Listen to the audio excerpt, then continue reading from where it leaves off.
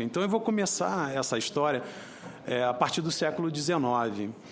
O que acontecia, então? As mulheres se apresentavam com aqueles tumores enormes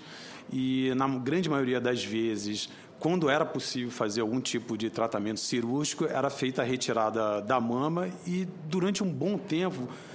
pelo menos até a década de 20 do século XX, as cirurgias elas se tornaram radicais ao ponto de você, além de tirar a mão, você tirava músculo, tirava outros tecidos próximos da mama e deixava uma mulher com uma série de sequelas e deformidades. Isso foi se mantendo durante um bom tempo,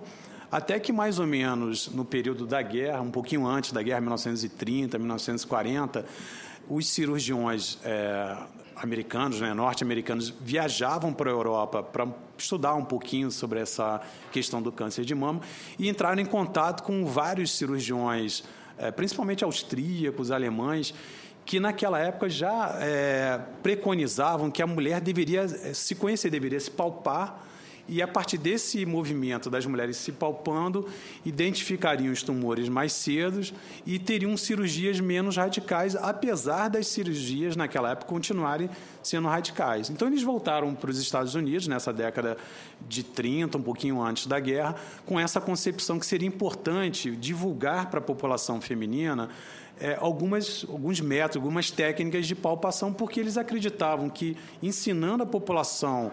a se palpar, a se conhecer, esses tumores iam ser identificados cada vez menores, e as cirurgias poderiam se tornar, em médio prazo, menos radicais. Então, aí veio o período da guerra e, mais ou menos em 1950, começou a grande divulgação na América do Norte, por meio da Associação Americana de Câncer, de uma política das mulheres se conhecerem, se palparem e, com isso,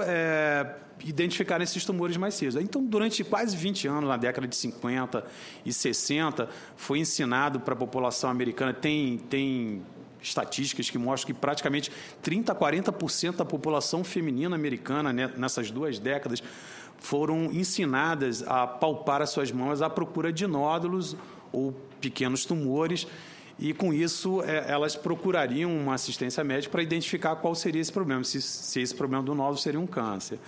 Só que nesse ínterim, nessa situação, o que foi acontecendo? Alguns cirurgiões começaram a conhecer melhor essa dinâmica do câncer de mama. Eles começaram a perceber que tinham mulheres que faziam aquela cirurgia radical, arrancavam a mama, músculo, tecido, às vezes extirpavam costelas,